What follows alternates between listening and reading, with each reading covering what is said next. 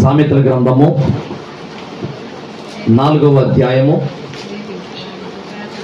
14వ వచనం చదువుకుందాం.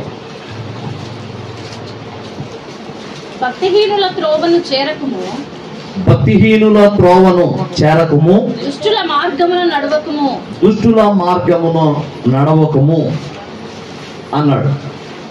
ఈ మాటలు దావీదు పలికినట్టుగా ఉంటాయి కదా. సామెతలు రాసింది సొలొమోను అయినా దావీదు పలుకుతాడు. కీర్తనల గ్రంథం 1వ అధ్యాయము, దుష్టుల ఆలోచన చొప్పున నడవక, పాపుల మార్గమున నిలువక, అపహాసకులు కూర్చుండు చోటు కూర్చునక, యెహోవా ధర్మశాస్త్రమునందు దివారాత్రులు ధ్యానించుచు ఆనందించువాడు ధన్యుడు కదా. అట్లాగనే ఉంటాయి. భక్తిహీనుల త్రోవను చేరకము, దుష్టుల మార్గమున నడవకము. భక్తిహీనుల త్రోవన మనం చేరొద్దు, దుష్టుల మార్గమున నడవద్దు అని బైబిల్ గ్రంథం, సామెతల గ్రంథము, మరి సొలొమోను రాసిన ఈ సామెతలు మనల్ని హెచ్చరిస్తున్నాయి. ఇదేం పిల్లరా, మనం భక్తిగా నడవటం నేర్చుకోవటం ఎంత అవసరమో, భక్తిహీనత గురించి తెలుసుకోవటం కూడా అంత అవసరం. ఒక్క దేవుని గురించి మాత్రమే తెలుసుకోవటం కాదు, సాతాను గురించి కూడా తెలుసుకోవాలి. అవునా? దేవుని ప్రేమను, దేవుని త్యాగాన్ని ఎప్పుడు తలపోసుకుంటుంటాం, కానీ సాతాను గురించి నీకు తెలియదు అనుకో, సాతాను చేసే పనులు నీకు తెలియదు అనుకో, వాడు చేసే పనులకు ఊరకనే పడిపోతుంటాం. అందుకోసమై బైబిల్ గ్రంథం రెండూ చెప్పింది. దేవుడు మంచివాడు, దేవుడు ప్రేమ కలిగిన వాడు, దేవుడు అవసరమైతే తన ప్రాణమైనా ఇచ్చేస్తాడు అని దేవుని ప్రేమను, దేవుని త్యాగాన్ని చెప్పింది బైబిలు. దుష్టుడు ఒకడున్నాడు, వాడు నిన్ను చెరుపుతాడు, నిన్ను నాశనానికి తీసుకుపోతాడు, నిన్ను ఈడ్చుకొని నరకానికి తీసుకుపోతాడు. వాడి కోసం కేటాయించిన నరకానికి నిన్ను కూడా తీసుకుపోతాడు అని దుష్టుడు ఇలాంటి వాడు, దుష్టుడు అబద్ధికుడు, దుష్టుడు మోసగాడు అని వాడి గురించి కూడా అన్ని జాగ్రత్తలు చెప్పింది బైబిల్. అంటే ఒక్క మంచి తెలుసుకోవటమే కాదు, చెడును కూడా తెలుసుకోవాలి. అర్థమైందా? మంచి తెలుసుకోవాలి, మంచిని ఫాలో అవ్వాలి. చెడు తెలుసుకోవాలి, చెడు విషయంలో జాగ్రత్త పడాలి. అవునా? ఈ బైబిల్ గ్రంథాన్ని చాలా మంది,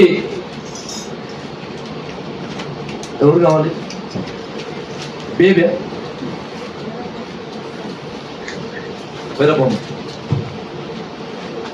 బైబిల్ గ్రంథాన్ని చాలా మంది అంటారు, ఇందులో కొన్ని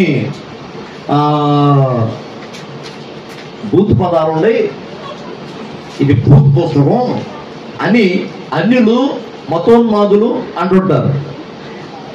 ఇది భూత్ పుస్తకం కాదు.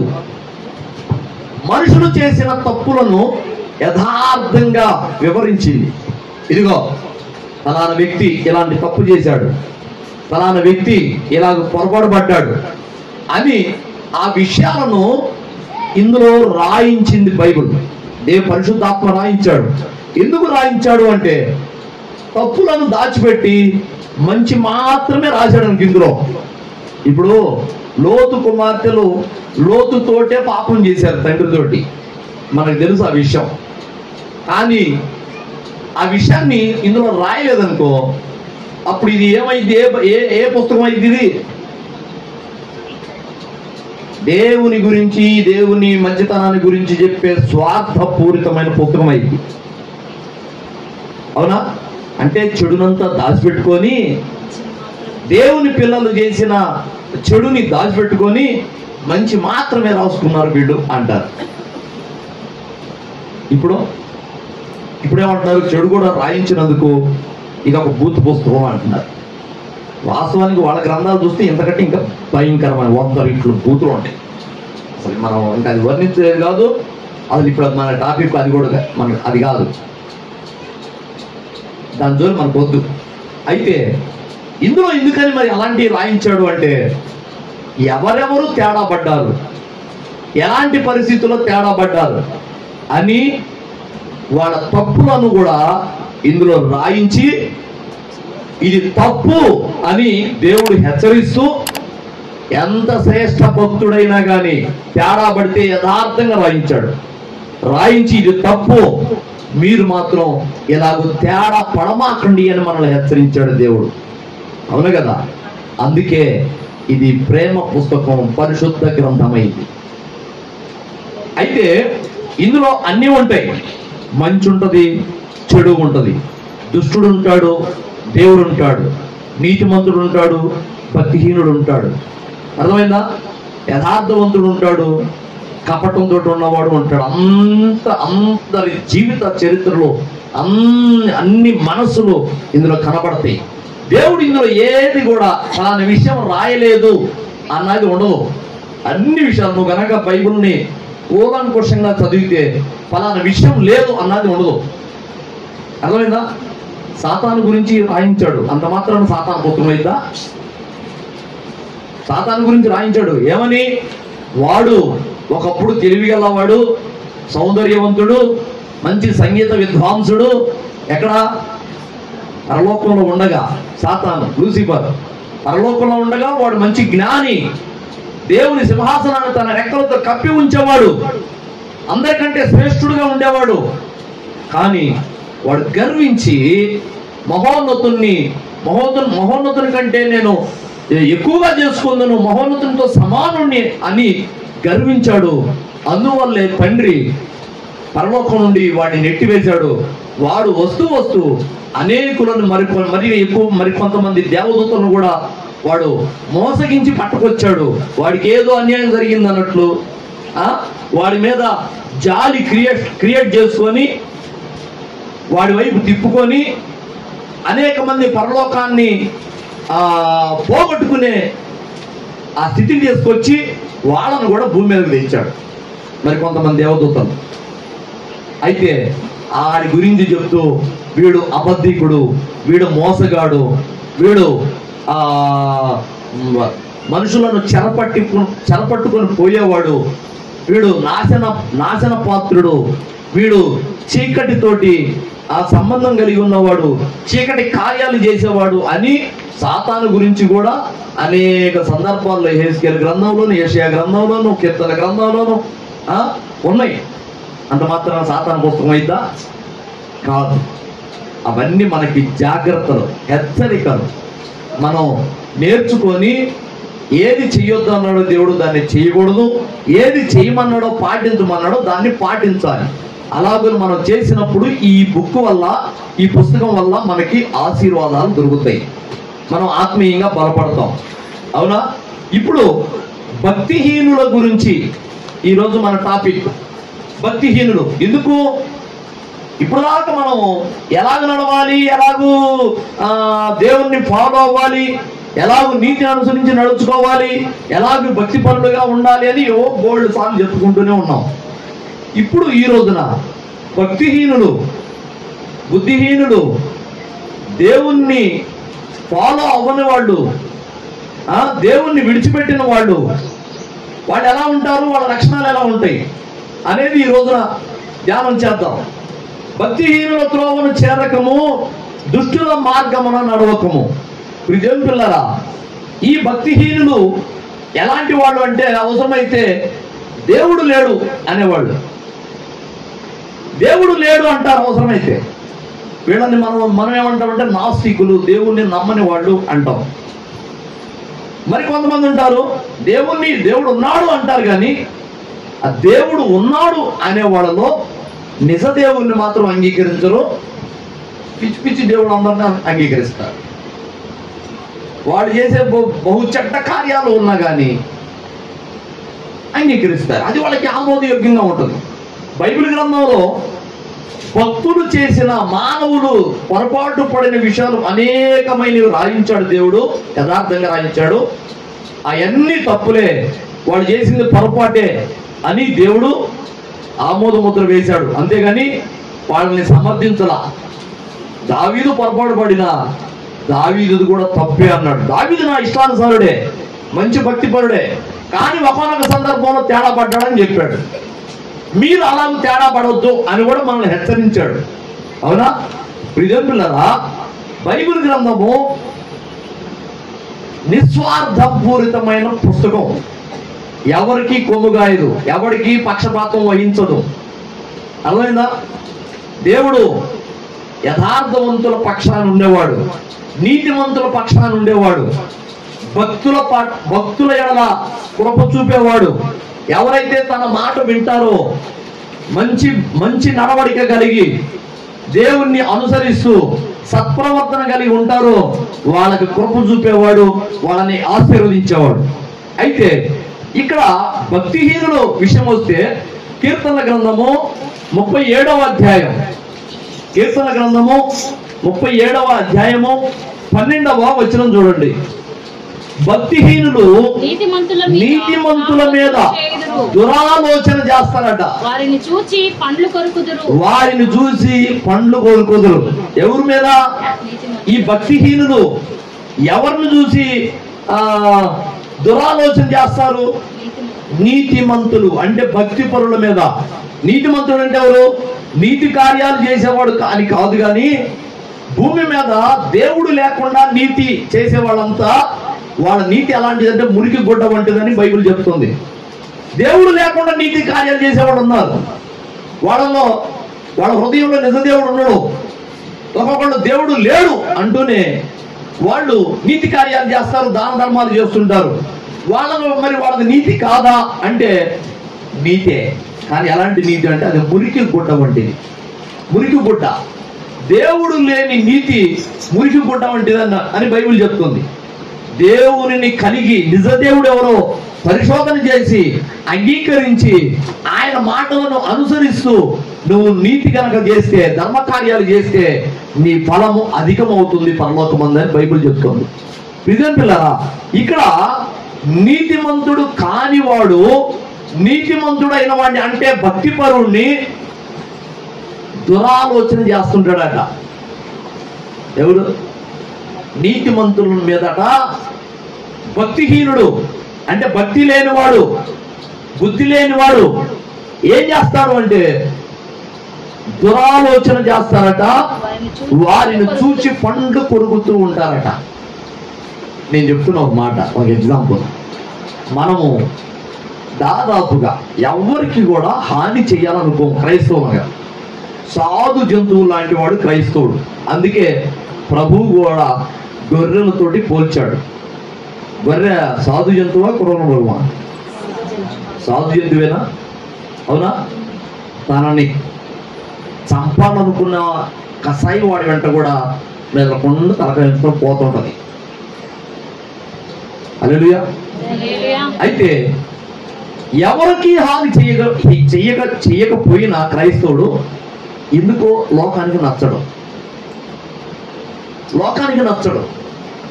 మనము ఇక్కడ చర్చి ముగించుకొని అలా వెడుతుంటే మతోన్మాదంతో ఉన్నవాడు ఎవడైనా కానీ మనం చూసి పళ్ళు గురుగుతుంటారు,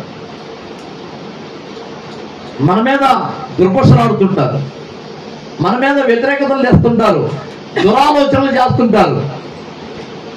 మనం వాళ్ళకి ఏ అపకారం చేయలే, వాళ్ళదేం దోచుకోలేదు, వాళ్ళనేం దూషించలేదు, కానీ మన మీద దురాలోచన చేస్తానే ఉంటారు.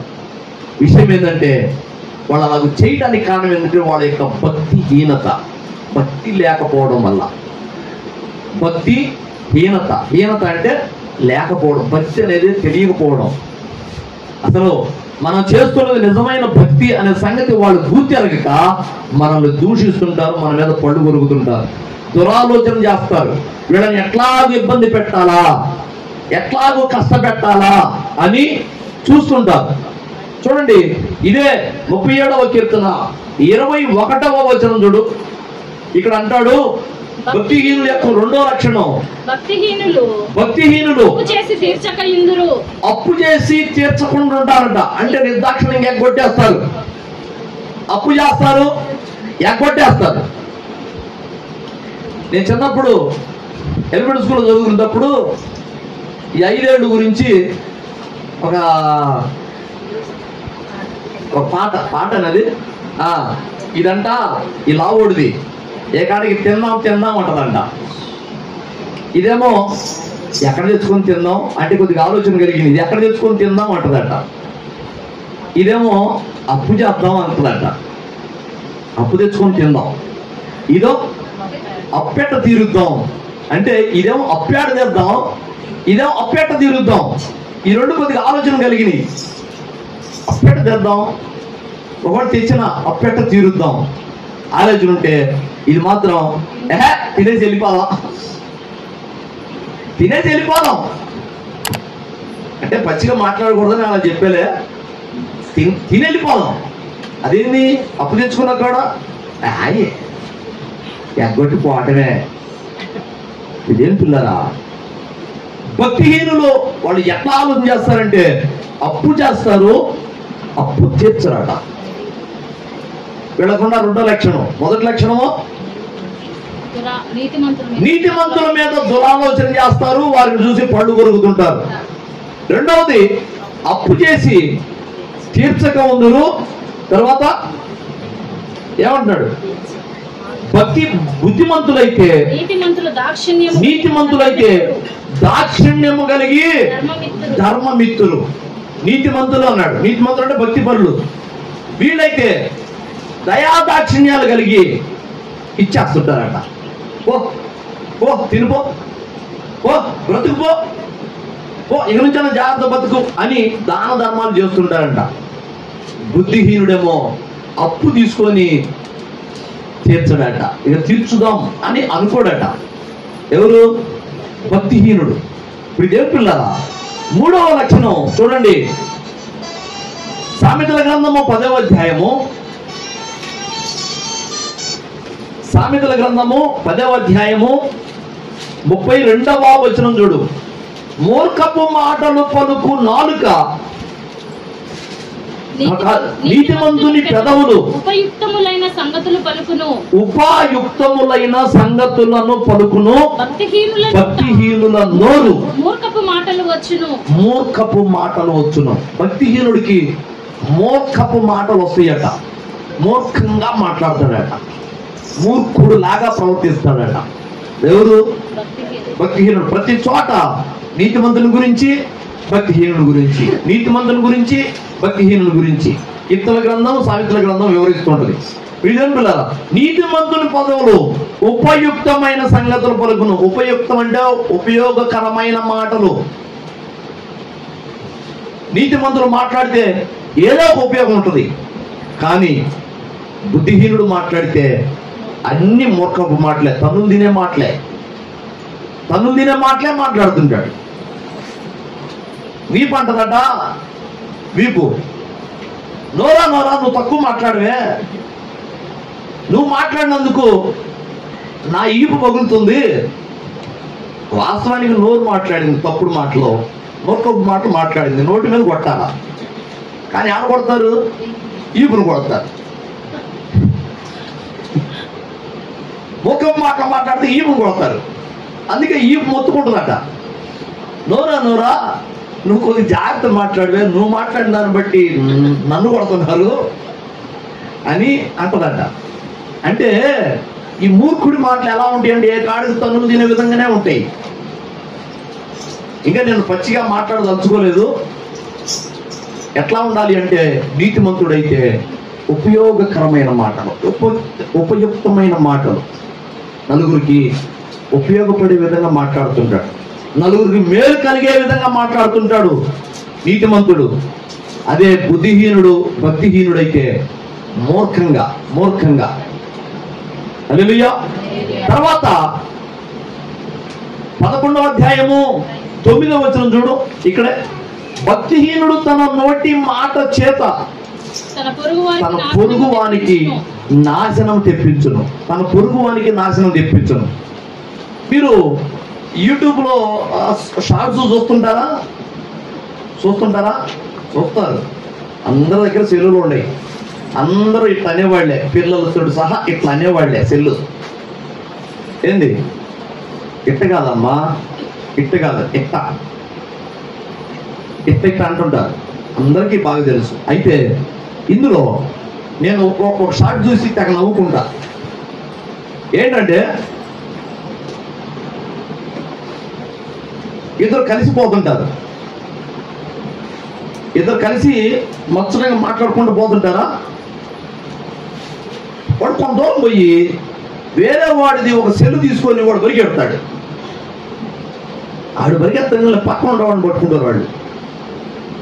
ఎందుకంటే వీళ్ళిద్దరు ఇప్పుడు కలిసి వచ్చారుగా, వీళ్ళిద్దరు కలిసి వచ్చారుగా, మాట్లాడుకుంటూ వచ్చారుగా. వాడు ఉండి ఉండి వేరే వాడిది సెల్ ఒకటి లాక్కొని పరిగెడతాడు. పరిగెట్టంగా వాడిని పట్టుకోలేక ఇక్కడ ఉండవాడిని ఈయన పట్టుకుంటారు. ఈయనదంతా ముందు వీడేమన్నా చేశాడా? చేసింది ఏమన్నా వీడి చెయ్యా వీడి కాదా? కాదుగా, వేరే వ్యక్తి. కానీ వీడికి తనువులు పడ్డాయి. ఎందుకు పడ్డాయి అంటే ఇలాంటి మూర్ఖుడితో పాటు వీడు స్నేహం చేసినందుకు. వీడికి బుద్ధి రావాలి. వీడిందిరా నమ్మకంగా నా పక్కన నడుస్తూ వేరే ఒకడేదో సెల్లు చూసుకుంటే దారిలో నుంచుంటే దగ్గరకు మంచిగా నడుచుకుంటే ఇద్దరు వచ్చి సెల్లు లాక్కుని అందరూ ఒకడు పరిగెత్తాడు. ఇక పరిగెత్తగానే వీడు అనుకోలేదుగా, పక్కనోడు ఏది నా పక్కనోడు ఇలా చేస్తాడు అని అనుకోలేదుగా. వాడు మెదలకుండా ఆశ్చర్యపోయి చూస్తుంటాడు. ఈ సెల్లు పోగొట్టుకున్నాడు, ఈయన పట్టుకుంటాడు. వాడు నీ స్నేహితుడేగా అని ముందు వీడిని అంటారు. తర్వాత ఆ సెల్లు దొరికిద్ది లేదు తర్వాత సంగతి. అనవసరంగా వీడు చెయ్యని నేరానికి వీడు తనులు తింటాడు. కారణం ఏంటంటే మూర్ఖుణ్ణి బట్టి ఏమంటున్నాడు చూడండి, భక్తిహీనుడు తన నోటి మాట చేత తన పొరుగు వానికి నాశనం తెప్పించుంది. వీడు మాట్లాడితే పక్కోడు కూడా దెబ్బలు తగులుతుంటాయి. వీడు ప్రవర్తిస్తే పక్కనున్నవాడు కూడా తనులు తింటుంటాడు. మూర్ఖుని మాటలు ఇలా ఉంటాయి. వాడికే కాదు, వాడు చుట్టుపక్కల కూడా ఆ ప్రభావం పనిచేస్తుంటది. దగ్గరలో ఎవరుంటే వాడికి పడుతుంటే దెబ్బలు. హల్లెలూయా. ప్రియులారా, సామెతల గ్రంథము 12వ అధ్యాయంలో చూడండి 21వ వచనం. 21వ వచనం చూడు. నీతిమంతునికి ఏ ఆపదయు సంభవింపదు. అది కాదు, భక్తిహీనులు కీడుతో నిండి ఉంటారు. ఎప్పుడు కీడు జరుగుతూనే ఉంటుంది భక్తిహీనునికి. వాడి ఆలోచనలన్నీ కీడుతోటే ఉంటాయి. నువ్వు ఏ గుంట తీస్తావో అదే గుంటలో వాడే పడ్డట్టుగా, గుంట తీసినవాడే గుంటలో పడ్డట్టుగా వాడు కీడు ఆలోచనలు చేస్తుంటాడు. కీడు వాడి మీదకే వస్తుంటది మళ్ళా. అదే నీతిమంతునికి ఏ ఆపదయు సంభవింపదు. కారణం ఏంది? ఎందుకని నీతిమంతునికి ఆపద రాదు అంటే దేవుని కాపుదల వాడికి ఉంటది. అర్థమైందా? దేవుని కాపుదల నీతిమంతుల చుట్టూ ఉంటది. ఆయన తన దేవదూతలను పంపించి ఎప్పుడు కాపుదల ఇస్తూ ఉంటాడు. ఎవడైతే ఆయనకి ఇష్టడుగా ఉంటాడో, దేవునికి భక్తిపరుడుగా కనబడుతుంటాడో వాడికి ఎప్పుడు దేవుని కాపుదల దేవుడు దాదాపుగా కాపాడుతూనే ఉంటాడు. ఎటువంటి ఆపద రానివాడు. ఏ గుడారము ఏ తెగులు నీ గుడారమును సమీపించదు అన్నాడు. తెగులు కూడా కనీసం మన ఇంటికి రాకుండా దేవుడు కాపుదలు ఇస్తాడట. ఆ ఆపద కాలమందు నమ్ముకొనదగిన సహాయకుడు దేవుడని ఏ విషయంలో చెప్పాడంటే, యథార్థవంతుడు నీతిమంతుడు ఆపదలు చిక్కున్నప్పుడు ఇదిగో దేవుడు వాడికి కాపుదలు ఇస్తాడు. దేవదూతల్ని వాడికి కాపుదల పెట్టి ఏ రాయి తన పాదములకు తగలకుండా కాపాడుతుంటాడు. వాడిని పడనివ్వడు. అవునా? మనకి బైబిల్ గ్రంథంలో సాతానుడు కూడా యేసుక్రీస్తుని శోధించిన కార్యక్రమం మాటలు ఇవే. అర్థమైందా? నువ్వు ఇదిగో ఈ దేవాలయపు శిఖరం నుండి నువ్వు కిందకు దూకు, దేవదూతలు నీ పాదములకు రాయి తగలకుండా పట్టుకొందురు అని ఉంది కదా లేఖనం. నువ్వు దూకు అంటాడు యేసుక్రీస్తుని. ఆడంటాడు, ఒరే పిచ్చోడా, నువ్వు దేవుణ్ణి శోధించకూడదని ఉంది కదా లేఖనం, ఒద్దిగా ఊరగా శోధిస్తావు.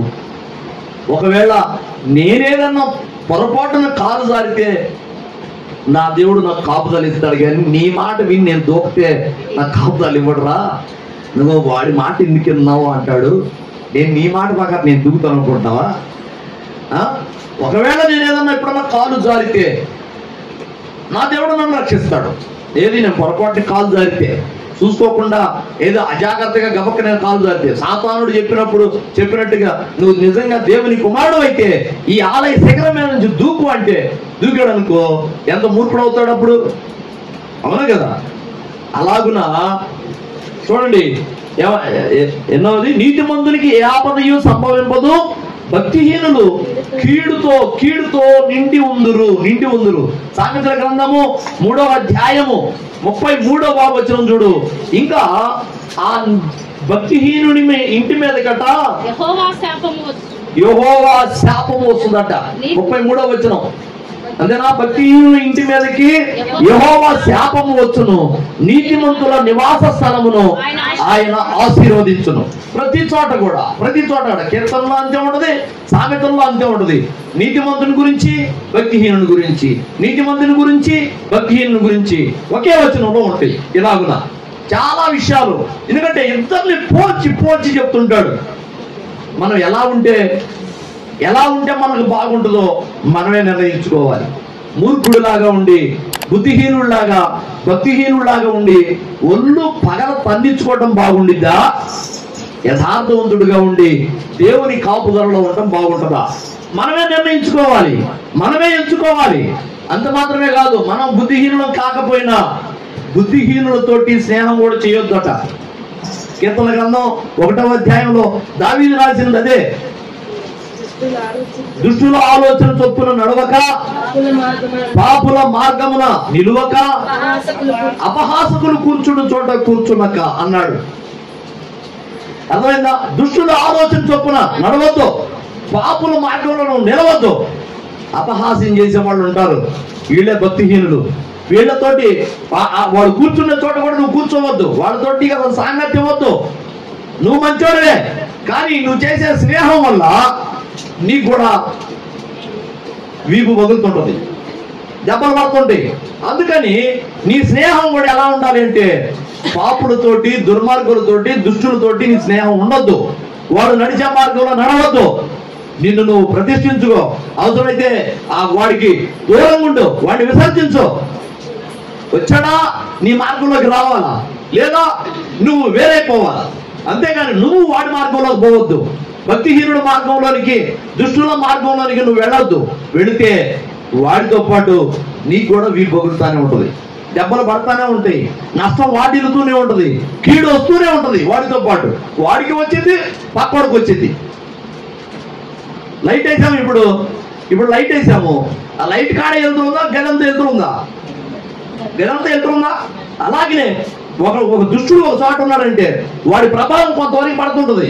వాడి దరిదాపుల్లో ఉండొద్దు మనం. అర్థమైందా? వాడి ప్రభావం వాడి పక్కన ఉంటే, వాడికి దగ్గరలో ఉంటే అవసరమైతే మనం కూడా పడుతుంటే దెబ్బలు. అందుకనే దుష్టులతోటి సాంగత్యము చేయొద్దని బైబిల్ చెప్తుంది. హల్లెలూయా. 37వ కీర్తనలో 28వ వచనం చూడు. కీర్తన గ్రంథము 37 28వ వచనం చూడు, చదువు. ఏలయనగా యెహోవా న్యాయమును ప్రేమించువాడు, ఆయన తన భక్తులను విడవడు, వారెన్నటికి కాపాడపడుతురు గాని భక్తిహీనుల సంతానము నిర్మూలమగును. భక్తిహీనుల సంతానం కొలాప్స్ అయిపోద్ది, వాళ్ళు అంతరించిపోతారు. భక్తిహీనుల యొక్క సంతానం వర్ధిల్లదట. అబ్రహాము దేవుని దృష్టికి నీతిమంతుడిగా కనపడ్డాడు విశ్వసించినందున.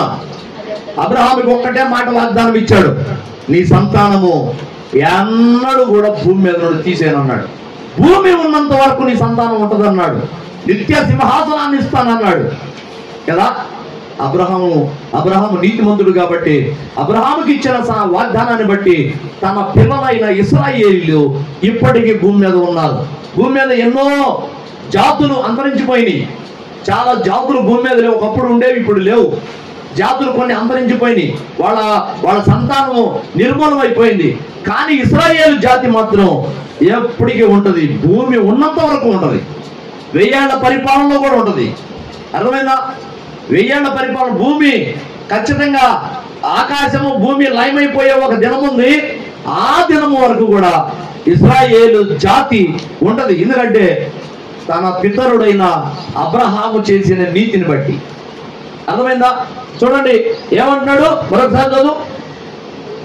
ఏలయనగా యెహోవా న్యాయమును ప్రేమించువాడు, ఆయన తన భక్తులను విడవడు, వారు ఎన్నటెన్నటికి కాపాడబడుదురు కానీ భక్తిహీనుల సంతానం నిర్మూలమైపోద్ది.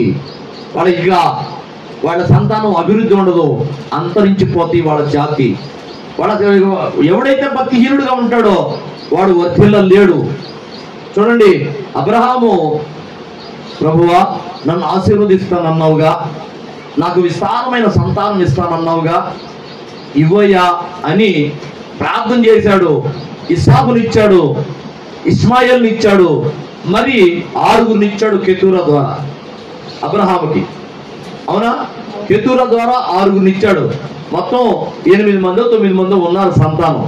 కానీ శారా వలనైనదే నీ సంతానం అనబడును అన్నాడు. ఇవాళ ఆ శారా సంతానమైన ఇస్సాకు యొక్క సంతానము అనగా యాకోబుని ఎన్నుకున్నాడు. ఇస్సాకు కుమారుల్లో యాకోబుని ఎన్నుకున్నాడు. యాకోబు సంతానం అనబడిన ఇశ్రాయేలు జాతి మాత్రం ఇప్పటికీ నిలిచి ఉంది. చాలా మంది హిట్లర్ లాంటి వాళ్ళు, లెనిన్ లాంటి వాళ్ళు, మరి నెపోలియన్ లాంటి వాళ్ళు ఇశ్రాయేలు జాతిని అంతరింపజేయాలని అసలు పనిగట్టుకొని యుద్ధాలు చేశారు. మరి ఒక్కొక్కసారి అయితే లక్షల మందిని ఒక్కసారి చంపేశారు. నమ్మకంగా ఒక గ్రౌండ్లోకి పిలిచి, ఒక మీటింగ్ అని చెప్పి గ్రౌండ్లోకి పిలిచి చుట్టూ గన్నులు పెట్టి లక్షల మంది ఇశ్రాయేలీయులను, యూదులను చంపించాడు హిట్లర్. ఒక్కరోజు ఆ గ్రౌండ్లోకి పిలిచి మీటింగ్ అని, ఏదో పని ఉందని మీటింగ్లోకి ఆహ్వానించి ఆ గ్రౌండ్ స్టేడియంలోకి పిలిపించి చుట్టూ సైన్యాన్ని పెట్టి మొత్తాన్ని లోపలికి వచ్చిన తర్వాత లక్షల మందిని కాల్ చేపించాడు. ఎందుకు? అతని ఉద్దేశం ఏంటంటే ఇశ్రాయేలు జాతిని అంతరింపజేయాలి, అది భూమి మీద లేకుండా పోవాలని. కానీ ఎన్ని లక్షల మందిని కాల్చినా ఇశ్రాయేలు జాతి అంతరించి పోదు అని దేవుడు చెప్పిన వాగ్దానం చొప్పున ఇప్పటికే ఉంది. 100 సంవత్సరాలు అయిపోయింది, హిట్లర్ కాలం అయిపోయి. హిట్లర్ పోయాడు, హిట్లర్ సంతానం ఉందో లేదో కానీ ఇశ్రాయేలు సంతానం మాత్రం ఉంటానే ఉంది. ఎప్పటిదాకా ఉంటుందంటే భూమి ఉన్నంత వరకు ఉంటుందని దేవుడు చెప్పాడు. ఆ దేశం మీదకి ఎన్ని దేశాలు యుద్ధం చేసినా ఆ దేశం మాత్రం ఉంటుంది. హల్లెలూయా. ప్రియమైన పిల్లరా, నీతిమంతుల యొక్క సంతానము ఎలా ఉంటది? ఎన్నటెన్నటికీ కాపాడబడుదురు, వాళ్ళు ఆశీర్వదింపబడుతూనే ఉంటారు, దేవుడు వాళ్ళని ప్రేమిస్తూనే ఉంటాడు. భక్తిహీనుల సంతానం మాత్రం కొలాప్స్ అయిపోద్ది. ఎందుకంటే ఇక వాళ్ళు ఎందుకు? లోతు యొక్క కుమార్తెలు లోతుతోటే పాపం చేశారు, మందు తప్పించి. పాపం లోతుకి పాపం తెలియదు. లోతు మత్తుడై ఉన్నాడు, పాపం ఏదో తనకి తెలియదు, తనకు తెలిసి చేసింది కాదు. అందుకనే దేవుడు లోతుని నీతిమంతుడు అన్నాడు, కానీ తన కుమార్తెలు మాత్రం దుర్మార్గం, దుష్టులైపోయారు. వాళ్ళ సంతానం ఉందా ఇప్పుడు? లేదు. అమోరీలు, మోయబీలు అనే 2 జాతులు వాళ్ళు ఉత్పత్తి అయ్యారు. ఇశ్రాయేలుతో చాలా యుద్ధాలు చేస్తూ ఉన్నారు. కానీ ఈరోజు అయితే అమోరీలు లేరు. అమోనీయులు, మోయబీలు కదా, వీళ్ళు ఇప్పుడు లేరు. కానీ ఇశ్రాయేలు జాతి వాళ్ళు మాత్రం ఉన్నారు. విజయంతులారా, నీతిమంతుల సంతానం ఎప్పుడు కొలాప్స్ అవ్వదు, భక్తిహీనుల సంతానమే నిర్మూలమైపోద్ది. చూడండి, మరి ఒక మాట 15వ అధ్యాయము, సామెతల గ్రంథము 15వ అధ్యాయము 8వ వచనం చూడు. సామెతల గ్రంథము 15:8. భక్తిహీనులు అర్పించు బలులు యెహోవాకు హేయం. హేయం అంటే అసహ్యం. ఈ భక్తిహీనులు భక్తి లేకుండా మూర్ఖంగా ఉంటూ, దేవుణ్ణి ఫాలో అవ్వకుండా, దేవుని మాటలను అనుసరించకుండా మూర్ఖంగా ఉండేవాళ్ళు వీళ్ళు.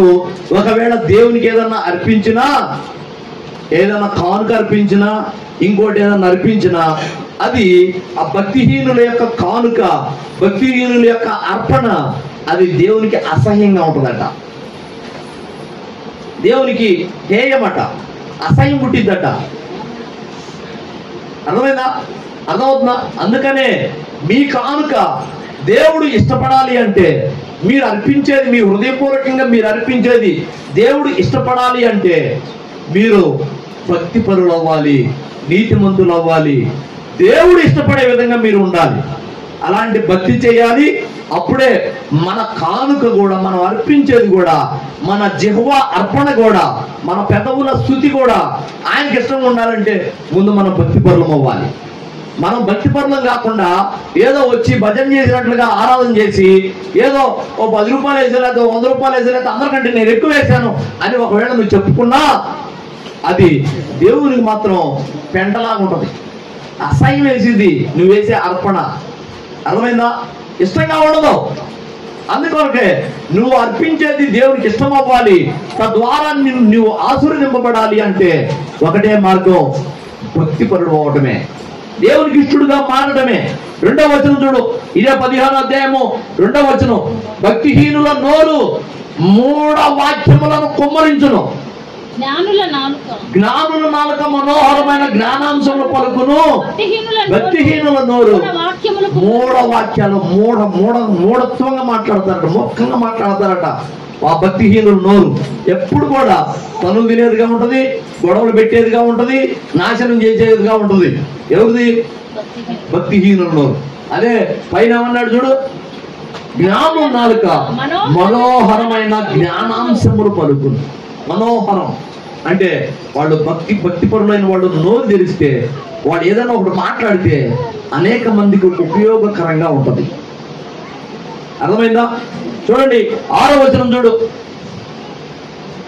6వ వచనం. నీతిమంతుని ఇల్లు గొప్ప ధననిధి భక్తిహీనునికి కలుగు, భక్తిహీనునికి కలిగే రాబడి శ్రమకు కారణమవుతుంటది. శ్రమకు కారణమవుతుంటది. భక్తిహీనునికి రాబడి వస్తుంటది, కానీ అది శ్రమలు తెచ్చేదిగా ఉంటది. భక్తిహీనుడికి వచ్చింది. ఇప్పుడు భక్తిహీనుడు కూడా కష్టపడి చేసుకుంటూ ఉంటాడు, 1 లక్ష రూపాయలు కూడబెడతాడు. భక్తిహీనుడు కూడా చాకరీ చేసుకుంటాడు, పొలాలు వేస్తాడు, వ్యాపారాలు చేస్తాడు, భక్తిహీనతోటే సంపాదిస్తాడు, కూడబెట్టుకుంటాడు. 1 లక్ష 2 లక్షలు కోటీశ్వరులు అవుతారు. కానీ అది వాడి శ్రమకు కారణమైంది. ఎందుకు? ఎట్లా అంటే ఈ భక్తిహీనుని మీద పడి దొంగలు వాడిని కొట్టి వాడిని దోచుకుని పోయే విధంగా ఉంటుంది. వాడికి నష్టమేనా కదా? అదే భక్తిపరుడైతే వాడికి కలిగిన దానికి మొత్తం యోబు చుట్టూ 3 అంచెల కంచె వేసినట్లుగా, ప్రొటెక్ట్ చేసినట్లుగా. ఇగో యోబు చుట్టూ ఒక కంచె వేశాడు. యోబుకు 10 పిల్లలు ఉన్నారు. ఎంతమంది? యోబు పిల్లలు ఎంతమంది? 10 మంది ఉన్నారు. ఈ 10 మందికి అంటే తన కుటుంబానికి, తన భార్యకి, పిల్లలకి ఒక కంచె వేశాడు. వాళ్ళని టచ్ చేయాలంటే వల్ల కాదు. అర్థమైందా? యోబుకు కలిగిన ఆస్తి ఉంది. యోబుకి అది పొలమే కావచ్చు, ఇళ్ళే కావచ్చు, ఆ గొర్రెల మందల, పశువుల మందలు కావచ్చు, ఒంటెలు, గాడిదలు కావచ్చు, ఏదైనా కానీ ఆస్తి. ఈ ఆస్తి చుట్టూ కూడా కంచె వేశాడు. 3 అంచెల కంచె ఉంది. నీతిమంతుల చుట్టూ దేవుడు అలాగ కంచె వేస్తాడు. అదే భక్తిహీనుడైతే వాడికి వచ్చే రాబడి వాడికి ఎక్కడుందంటే వాడికి శ్రమ తెచ్చేదిగా ఉంటుంది. వాడి యొక్క కష్టాలు ఇస్తాం, వాడి రాబడి. అర్థమైందా? మరొక మాట చూద్దాం. ఈ సామెతల గ్రంథము 12వ అధ్యాయము, సామెతల గ్రంథము 12వ అధ్యాయము 5వ వచనం చూడు. 12:5. నీతిమంతుల తలంపులు న్యాయయుక్తములు, భక్తిహీనులు చెప్పు ఆలోచనలు మోసకరం. భక్తిహీనుల ఆలోచనలు ఎటువంటి అంటే, ఏ గాడికి ఒకడిని మోసం చేద్దాం, ఒకడిని ముంచుదాం, వాడిని తొక్కి పట్టి మనం పైకి లెగుతాం, మనం పెద్దవాళ్ళం అవుదాం, వాడిని నాశనం చేద్దాం, వాడిని దోచుకుందాం, మనం పెద్దవాళ్ళం అవుదాం. ఇదే ఉంటది భక్తిహీనుడి యొక్క ఆలోచన. ఎట్లా ఉంటది? మరొకసారి 5వ వచనము. నీతిమంతుల తలంపులు న్యాయయుక్తములు ఉంటాయి, భక్తిహీనుడు చెప్పు ఆలోచనలు మోసంగా ఉంటాయి. ఇదే 11వ అధ్యాయము 5వ వచనం చూడు మళ్ళీ. యథార్థవంతుల నీతి వారి మార్గము సరళం చేయను, భక్తిహీనుడు తన భక్తిహీనత చేతనే పడిపోతాడు. వాడు ఎందుకు పడిపోయాడు? ఎందుకు నాశనం అయిపోయాడు? ఎందుకు వాడి కుటుంబం పతనం అయిపోయింది అంటే భక్తి లేనందువల్లే. భక్తిహీనత చేతనే వాడు పడిపోతాడట, కొలాప్స్ అయిపోతాడట. వాడి కుటుంబం, వాడి పిల్లలు కొలాప్స్ అయిపోతారు. ఇదేం పిల్లరా, నేను ఒక మాట చదివాను కీర్తన గ్రంథంలో, నీతిమంతుని పిల్లలు, భక్తి పరుల పిల్లలు ఎన్నడూ కూడా నేను భిక్షమెత్తుట నేను చూడలేదు అన్నాడు. నీతిమంతుని పిల్లలు భిక్షమెత్తుకోట నేను ఎప్పుడు చూడలేదు అన్నాడు. అంటే వాళ్ళు ఆ స్థితికి రారు. భిక్షమెత్తుకునేటట్టుగా అయ్యా అయ్యా మాకు సాయం చేయ్యా, అయ్యా మమ్మల్ని బ్రతికించయ్యా అని భిక్షమెత్తుకునేటట్టుగా నీతిమంతుల పిల్లలు ఉండరట. అదే భక్తిహీనులు పిల్లలైతే వాళ్ళు అంతరించిపోతారు. వాళ్ళ కుటుంబము, పిల్లలు, వాళ్ళ వంశమే అంతరించిపోద్ది. హల్లెలూయా. మనము ఇప్పుడు వరకు చెప్పుకున్న ఎన్ని వచ్చినాయమ్మా? ఎన్ని పాయింట్లు వచ్చినాయి? 11 పాయింట్లు వచ్చినాయి. అవునా? ఈ 11 పాయింట్లు మనలో ఏమన్నా ఉండేమో ఒకసారి చూసుకుందాం. మనలో ఏమన్నా ఉండేమో, మన నోరు ఎలా ఉంది, మనం మాట్లాడితే అనేక మందికి ఆశీర్వాదంగా ఉందా, నష్టం ఇచ్చేదిగా ఉందా? మనము మాట్లాడితే మూర్ఖంగా మాట్లాడుతున్నామా, అనేక మందిని తన్నులు తినేటట్టు చేస్తున్నామా? మనం మాట్లాడితే సంతోషం కలుగుతుందా జనానికి? 12 వచ్చినాయా? మన క్రియలు ఎలా ఉన్నాయి, మన సంతానం ఎలా ఉంది, మన పిల్లలు ఎలా ఉన్నారు, మనకి కీడు వస్తుందా, ఆశీర్వాదం వస్తుందా, ఎలా ఉన్నాం? అసలు నీతిమంతుల్లాగా ఉన్నావా, భక్తిహీనులాగా ఉన్నావా? ఎందుకంటే ఇవన్నీ ఎందుకు దేవుడు రాయించాడంటే, భక్తిహీనుల్ని, యథార్థవంతుల్ని, నీతిమంతుల్ని రెండు వాళ్ళని పోల్చి పక్కనే అనేక విషయాలు చెప్పుకుంటూ వచ్చాడు. కారణం ఏంటంటే తారతమ్యం, తేడా మనం గుర్తుపట్టాలి. తేడా గుర్తుపట్టాలి. యథార్థంగా ఉంటే ఎలా ఉంటారు, భక్తిహీనుడిగా ఉంటే ఎలా ఉంటారు, బుద్ధిమానుడుగా ఉంటే ఎట్లా ఉంటారు, బుద్ధి కలిగిన వాడిగా ఉంటే ఎట్లా ఉంటారు, దేవుని మాటను అనుసరించేవాడిగా ఉంటే ఎలా ఉంటారు, దేవుడే లేడు అనుకుంటూ పోతే ఎలా ఉంటారు, అన్ని వివరంగా పక్కనే రాయించుకుంటూ వచ్చాడు ఇన్ని విషయాలు. ఎందుకంటే మనం గుర్తుపట్టాలి. నా పిల్లలు ఇవన్నీ తేడా చూసుకుంటూ ఉండాలి. నేను ఎలా ఉన్నాను, నా కుటుంబం ఎలా ఉంది, నేను ఎలా ఉన్నాను, నా మాటలు ఎలా ఉన్నాయి, నా ప్రవర్తన ఎలా ఉంది, నా కుటుంబం ఎలా ఉంది, మా వంశం ఎలా ఉంది, ఇది ఆలోచించుకోవాలి.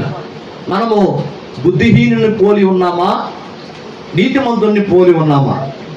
మన క్రియలు, మనకి వచ్చే ఆశీర్వాదాలు ఎలా ఉన్నాయి? మన కుటుంబానికి వచ్చే ఆశీర్వాదం వస్తుందా, కీడు వస్తుందా? మన మీదకి దేవుని కృప వస్తుందా, లేకపోతే కీడు వస్తుందా? ఏమొస్తుంది? ఎలా ఉన్నాం మనం పరిశీలించుకోవాలి. దేవుని పిల్లరా, బుద్ధిహీనుడిలాగా, భక్తిహీనుడిలాగా ఎవరన్నా ఉంటే సరి చేసుకోండి. ప్రభువా, ఇదిగో ఇప్పుడు నువ్వు కొన్ని మాటలు మాట్లాడావు, ఈ మాటల ప్రకారం ఇదిగో నాలో 1-2 తగులుతుంది, నాకు కొన్ని విషయాల్లో బాగానే జాగ్రత్తగానే ఉన్నాను, కొన్ని విషయాలు మాత్రం నాకు తగులుతున్నాయి అని అనిపించిందా? మార్చుకో, పద్ధతి మార్చుకో. దేవుడు నిన్ను ఆశీర్వదిస్తాడు. నువ్వు పద్ధతి మార్చుకొని, నేను ఇక నాకు ఉండను ప్రభువా, నేను ఈ బుద్ధిహీనుడిలాగా, ఈ భక్తిహీనుడిలాగా ఇక నేను ఉండను ప్రభువా, ఇదిగో నాకు ఒక విషయం నాకు తగిలేటట్టుగానే ఉంది, 1-2 విషయాలు నాకు తగిలేటట్టుగానే ఉంది అని అనిపించిందా? ప్రభువా, ఇక నేను ఈ విషయంలో జాగ్రత్త పడతాను ప్రభువా, నేను మెలుగుకుంటాను ప్రభువా, ఇంకెన్నడూ ఇట్లాంటి పొరపాటు చెయ్యనయ్యా అని మనము మన పద్ధతి మార్చుకుందాం, బుద్ధి తెచ్చుకుందాం, దేవుని కృపకి పాత్రలు మోదాం. దేవుడు ఈ మాటలను మన వెనికిడిలో ఆశీర్వదించును గాక. ఆమేన్. తనలో ఉంచండి, ప్రార్థన చేసుకుందాం. స్తోత్రము నాయన, మహాపరిశుద్ధుడు ఒక తండ్రి, జీవాధిపతి అయిన దేవా, కృపా సత్య సంపూర్ణుడా, నీకు వందనాలు, స్తోత్రాలు అయ్యా. ఇంతవరకు ఇదిగో నాయన, జీవం కలిగిన నీ మాటలు కొన్ని ఉచ్చరించుకున్నాం, కొన్ని తేడా మేము గ్రహించినట్లుగా ఇదిగో నీతిమంతుల గురించి, యథార్థవంతుల గురించి, భక్తిహీనుల గురించి, బుద్ధిహీనుల గురించి ఇదిగో అనేక విషయాలు ఈ రోజు మేము ధ్యానించుకున్నామయ్యా. మాతోటి మాట్లాడావు, ఇదిగో మాలో ఇంకా ఏ పొరపాట్లు ఉన్నాయో, ఇంకా మాలో ఏ ఆ భక్తిహీనుడి యొక్క లక్షణాలు మాలో ఉన్నాయో, ఇదిగో మేము ఎందుకు వర్ధిల్లలేకపోతున్నాము, మేమెందుకు ఇంకా కీడు అనుభవిస్తున్నాము, మేమెందుకు నీ కృపకి పాత్రలు కాలేకపోతున్నాము. ఇదిగో నాయన భక్తిహీనుల గురించి దగ్గరగా 11-12 విషయాలు నువ్వు చెప్పావు అయ్యా. నాలో ఇంకా కొన్ని లక్షణాలు కనబడుతున్నాయి నాయన. ప్రభువా, నేను నీకు ఇష్టడు అవ్వాలి నాయన. అయ్యా, నేను నీతిమంతుడిని అయిపోవాలి, నీ కృప పొందుకునేవాడిగా ఉండాలి. ప్రభువా, కృప దయచేయ్యా. ఇదిగో నేను పద్ధతిని మార్చుకుంటానయ్యా. అయ్యా, ఇదిగో నా విధానాన్ని మార్చుకుంటానయ్యా. ఇదిగో నీ వాక్యాన్ని అనుసరించి నడుస్తాను ప్రభువా. అయ్యా, ఇదిగో నేను యథార్థవంతుడిని అవ్వాలనుకుంటున్నానయ్యా. ఇప్పటి వరకు బుద్ధిహీనంగా నేను నా ప్రవర్తనని బట్టి క్షమించు. ఇదిగో నా భక్తిహీనతను బట్టి క్షమించు. ఇదిగో నాలో, ఇదిగో నాయన నీ నీ నీ మాటల యొక్క అడుగు జాడలు నాలో లేవు. ప్రభువా, నన్ను మన్నించు అయ్యా. నీ మాటలు చొప్పున, ఇదిగో నాయన నీ ఆజ్ఞల చొప్పున నేను నడుచున్నట్లుగా కృప దయచేయి అయ్యా. నీ కృపని పొందుకునే వారుగా నేను, నా కుటుంబము శాశ్వత కాలము మా కుటుంబం భూమి మీద నిలిచి ఉండాలయ్యా. ఇశ్రాయేలీలు ఈ భూమి ఉన్నంత వరకు ఎలాగైతే ఉంటారో అలాగున మా కుటుంబం కూడా ఈ భూమి మీద శాశ్వత కాలం వరకు, భూమి ఉన్నంత వరకు నిలిచి ఉండాలి. అలా ఉండాలంటే ఇదిగోనైనా మేము నీతిమంతులం అవ్వాలి, మేము నీకు ఇష్టం అవ్వాలి, నీ కృపను పొందుకోవాలి, నీ వద్ద నుండి వచ్చే ఆశీర్వాదాలకు మేము పాత్రలం అవ్వాలి. అయ్యా, నాలో ఉన్న ఈ చిన్న బలహీనతను బట్టి, ఈ చిన్న పొరపాట్లను బట్టి ఇప్పటి వరకు నా కుటుంబం మీదకి కీడే వచ్చింది. ఇప్పటి వరకు నా కుటుంబం మీదకి శాపమే వస్తుంది. నా మాటల వల్ల అనేక మంది ఇబ్బంది పడ్డారు, అనేక మందికి నష్టం వాటిల్లింది. కానీ నేను ఈ రోజు నువ్వు నాతోటి సూటిగా మాట్లాడావు, పేటగా మాట్లాడావు ప్రభువా. నేను పద్ధతి మార్చుకుంటానయ్యా, నీకు ఇష్టడుగా నేను ఉంటాను ప్రభువా. కృప దయచేయి, నాకు మంచి బుద్ధిని, జ్ఞానమును దయచేయి, వివేచనను దయచేయి, నీ మాటలను అనుసరించే కృపను దయచేయి అంటూ ప్రార్థన చేద్దాం. యేసయ్యా, నీకు వందనాలు, స్తోత్రాలయ్యా. చెప్పబడిన మాటలు నీ బిడ్డల హృదయాల్లో స్థిరపరచు నాయన. ముద్ర వేయి ప్రభువా. నీ కృపకు పాత్రలు చేయి. సాతానుడు నీ బిడ్డల హృదయాల్లో నుంచి మాటలను ఎత్తుకొని పోకుండా, దొంగిలించుకుపోకుండా వారి హృదయ పలకల చుట్టూ నీ అగ్ని ప్రాకారము దయచేయి. ఈ శ్రేష్టమైన మాటలు, ఎన్నో జాగ్రత్తలు చెప్పే మాటలు నాయన, మమ్మల్ని హెచ్చరిస్తున్న మాటలు, మేము ఇంకా ఎక్కడైనా భక్తిహీనంగా ఉన్నామేమో, ఎక్కడైనా బుద్ధిహీనులుగా ఉన్నామేమో, ఎక్కడైనా దుష్టుల్లాగా ఉన్నామేమో, ఇంకా మేము దుష్ట సాంగత్యం చేస్తున్నామేమో ప్రభువా. ఒక్కసారి మమ్మల్ని మేము పునర్విమర్శ చేసుకొని ఇక నుంచి అయినా బుద్ధి తెచ్చుకొని నీ కృపలకు పాత్రలో ఉన్నట్లు కృప దయచేయి. ఇక వందనాలు, స్తోత్రాలు. నీ బిడ్డలు నీ సన్నిధిలోకి వచ్చిన పసిబిడ్డలు మొదలుకొని పెద్దల వరకు అందరినీ, ఈ చివరి నుంచి ఆ చివరి వరకు అందరినీ నీ కృపలో దాయ్యా. ఎవరు ఎలాంటి స్థితిలో వచ్చారో, ఎలాంటి పరిస్థితుల్లో, ఎలాంటి ఆందోళనలో ఉన్నారో, ఇదిగో వాళ్ళ హృదయ రహస్యాలను ఎరిగిన వాడవు అయ్యా. కృప దయచేయి, నీ కృపకు పాత్రలు చేయి. అనారోగ్యంలో ఉన్న వాళ్ళని ఇదిగో నాయన స్వస్థపరచు నాయన. నీ గాయపడిన హస్తంతో ముట్టి సంపూర్ణమైన స్వస్థత, విడుదల దయచేయి అయ్యా. బీపీలు, షుగర్లు ఉన్నవాళ్ళు, శరీర బలహీనతలు ఉన్నవాళ్ళు, కాళ్ళు నొప్పులు, ఒళ్ళు నొప్పులు ఉన్నవాళ్ళు, ఇంకా జ్వరాలు, ఇంకా అనేక రకాలైన సమస్యలతో, అనారోగ్య సమస్యలతో ఉన్న వాళ్ళకి గొప్ప విడుదల యేసు క్రీస్తు నామంలో వాళ్ళకి స్వస్థత కలుగునుగా కానీ ప్రకటిస్తున్నాం. కృప దయచేయ. ఆర్థికంగా బలహీనంగా ఉన్నవాళ్ళు, ఇదిగో లేమితోటి బాధపడుతున్న బిడ్డలు ఉన్నారు, వారిని ఆర్థికంగా బలపరుచున్నాయన. ఆకాశ ధననిధిని తెరువయ్యా. ఇదిగో నేను వాళ్ళ కుటుంబం మీదకి ఇదిగో సమృద్ధిని రానివు నాయనా. అయ్యా, వాళ్ళ కుటుంబాల్లో ఏది తక్కువ లేకుండా, ఏది వెలితి లేకుండా సకల సమృద్ధి దయచేయి. నలుదిక్కుల నుండి వాళ్ళకి ఆర్థిక సహాయం పంపించు నాయన. నీకు వందనాలు, స్తోత్రాలు అయ్యా. మానసికంగా కుంగిపోతున్న వాళ్ళు, కుటుంబంలో ఇదిగో డబ్బుండి, ఆరోగ్యం ఉండి కూడా మానసికంగా కుంగిపోయే వాళ్ళు ఉన్నారు నాయన. అనేక సమస్యలతోటి కుటుంబంలో ఎప్పుడు ఏడుపే ఉంటుంది అయ్యా, ఎప్పుడు బాధపడుతూనే ఉంటారు, అసమాధానము, ఇదిగో నెమ్మది ఉండదు, ప్రశాంతత ఉండదు. అలాంటి వారికి నెమ్మది దయచేయి. ఇదిగో నాయన గొప్ప విడుదల దయచేయి. మానసికంగా వాళ్ళని బలపరచు. నీ కృపకు పాత్రలు చేయి. నీకే వందనాలు, స్తోత్రాలు. ఈ సన్నిధిలోకి వచ్చిన ప్రతి ఒక్కరిని ఇదిగో నాయన నీ దక్షిణ హస్తంతో ముట్టి బాగు చేయమని మమ్మల్ని అందరి మీద నీ ఆత్మను కుమ్మరించమని. ఇదిగో ఈ లోకంలోనికి మరలా మేము వెళుతున్నాము నాయన. అయ్యా ఇదిగో ఈ లోకాన్ని మేము జయించేవాళ్ళముగా, ఇదిగో నీ పక్షంగా యుద్ధం ప్రకటించేవాళ్ళంగా, ఇదిగో సాతాను మీద మేము యుద్ధం చేసేవాళ్ళంగా. అయ్యా మాకంటే వాడు బలాఢ్యుడైన గొలియాతులాగానే ఉన్నా, దావీదు వలె మేమున్నా, ఇదిగో నాయన జయం మాదే, మా పక్షాన్ని ఉన్నావు గనక ఇదిగో మేము జయించున్నట్లుగా కృప దయచేయి. అయ్యా వందనాలు. ఈ లోకంలోనికి వెళుతున్నాం, మరలా నీ సన్నిధికి వచ్చేటప్పటికి మేము జయోత్సవంతో మేము వచ్చినట్లుగా కృప దయచేయి. నీ దేవదూతల ప్రాకారం మాకు దయచేయి. మా చుట్టూ మా కుటుంబాల చుట్టూ నీ అగ్ని ప్రాకారం దయచేయి. నీకే వందనాలు, కృతజ్ఞతలు చెల్లిస్తూ యేసు క్రీస్తు పరిశుద్ధ నామములోనే అడిగి వేడుకొనుచున్నాం తండ్రి. ఆమేన్, ఆమేన్. మన తండ్రి అయిన దేవుని ప్రేమ, ఆయన ప్రియకుమారుడును మన రక్షకుడునైన యేసయ్య శాశ్వతమైన నిత్య కృప, పరిశుద్ధాత్మ దేవుని అన్యోన్యమైన సహవాసం, సహాయము, ఆదరణ, అభిషేకము మనకును సకల పరిశుద్ధులకును సదాకాలం తోడుగా ఉండి నడిపించును గాక. ఆమేన్, ఆమేన్. హల్లెలూయా, హల్లెలూయా, హల్లెలూయా. అందరికీ వందనాలు.